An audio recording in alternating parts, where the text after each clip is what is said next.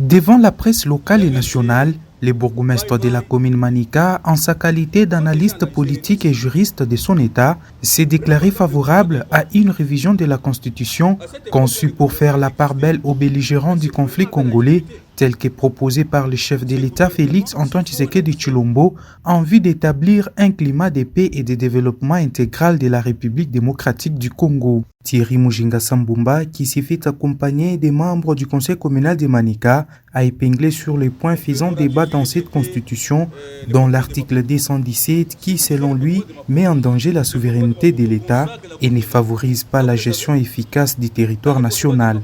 Ce n'est pas pour la première fois. Notre constitution est du 18 février 2006. Mais ce n'est pas pour la première fois. On l'a déjà modifié. Ça peut-être les gens oublient. En 2011, cette constitution a été modifiée. Et moi, je suis partant depuis plus de 5 ans qu'on puisse modifier, voire même changer cette constitution.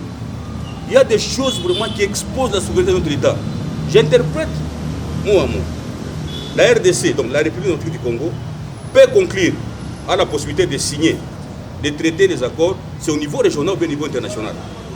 Des engagements, ce qu'on appelle les traités, accords au niveau régional ou au niveau international.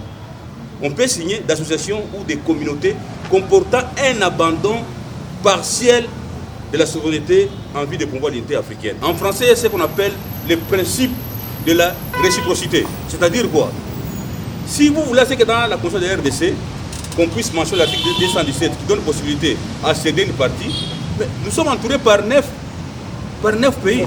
Est-ce que dans leur constitution aussi c'est écrit cette possibilité de pouvoir aliéner une partie?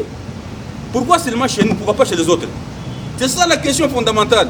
Toujours est-il, selon Thierry Mujinga Sambumba, plusieurs autres articles de la loi fondamentale de 2006 méritent également d'être modifiés car jugés obsolètes, tout en appelant les détracteurs à la bonne lecture de cette constitution qui prévoit en son sein une révision.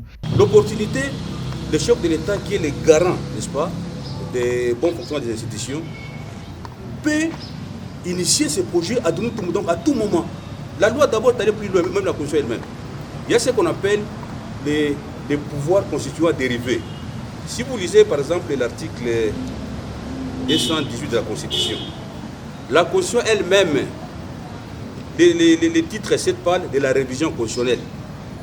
La Constitution donne les hypothèses où on peut réviser la Constitution. L'initiative peut émaner du chef de l'État. L'initiative peut émaner du gouvernement. Ceci c'est délibéré en Conseil des ministres. Mukubwa wa nchi qu'on a raison. Nduku, mama, baba, bashimilan de bongo. Tuchunge au moins portant, on va réfléchir. Na bakubwa wale ba éminents juristes kunabo, comme ba professeur Mbata batakuyom, on va réfléchir comment kufanya pour que le concept puisse changer. Tushie mukini. Mari tukunayo ni bulongo bankamu watu watiakayo. Notre président ni nationaliste wa nguvu sana, asite chikata parti kidogo baibebe. Mais il m'a disposé comme constitution, il y a mubaya, il a exposé inchi. En attendant la mise en place d'une commission chargée de la révision de l'actuelle constitution, l'Union sacrée pour la nation, section du Lualaba, qui coordonne Fifi Masuka Saini, s'active pour un bon changement de la loi fondamentale dans l'intérêt du peuple congolais.